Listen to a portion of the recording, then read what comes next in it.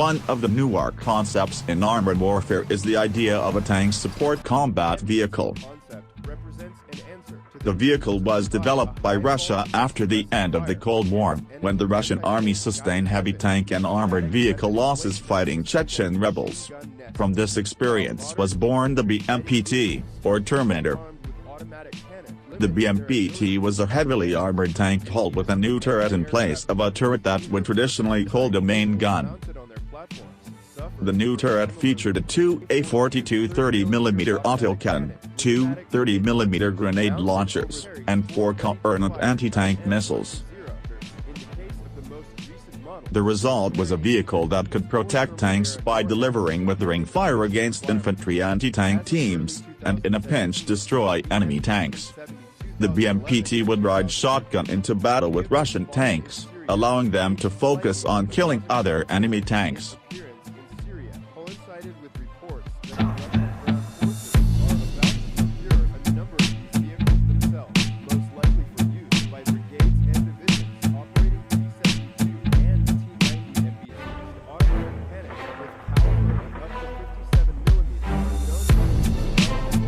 Now, nearly 20 years after the original Terminator was developed, the Russian vehicle has a Chinese cousin.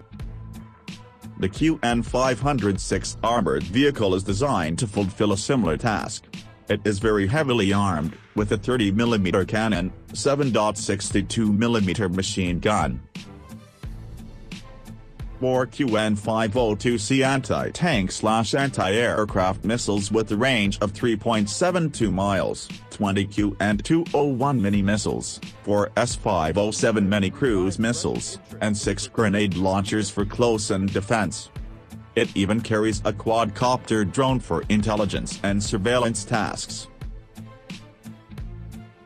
The result is a vehicle that can kill enemy tanks, light armored vehicles, helicopters, drones, soft-skinned vehicles, and infantry. The QN-502C missile can allegedly penetrate 1,000 millimeters of armor and has a top attack mode to penetrate thinner roof armor on main battle tanks. That's conceivably enough to kill even an Abrams tank. The 70mm QN-201 mini missiles sound like a Chinese version of the U.S. military's APX-2, a system that installs laser guidance on American 70mm helicopter rockets to give them a one-shot, one-kill capability. QN-201s can penetrate 60mm of steel armor or 300mm of reinforced concrete. The S-507 is a propeller-driven missile, apparently with a camera in the nose, that can fly over the battlefield and home in on targets chosen by the gunner.